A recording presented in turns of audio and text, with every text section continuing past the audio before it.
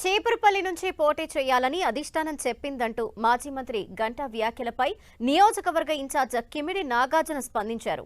Ticket తనకే వస్తుందని ఆశాభావం వ్యక్తం చేశారు. గంటా శ్రీనివాస వ్యాఖ్యలతో తనకు ప్రజల్లో సానుభూతి వచ్చిందని చెప్పారు. తనను నియోజకవర్గంలో పనిచేసుకోవాలని అధిష్టానం చెప్పిందన్నారు కిమిడి నాగార్జున.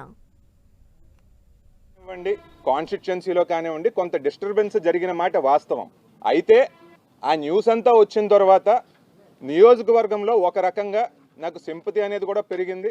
ఆ రకంగా ఏదో మంచి జరిగిందని నేను అనుకుంటున్నాను. అయ్యో నాగార్జునకి రాకపోతే ఎట్లాగన్న మాట వచ్చిందంటే నేను 4 సంవత్సరాలు 10 నెలల్లో కూడా చేసిందంతా కరెక్టే అని చెప్పి నేను అనుకుంటున్నాను.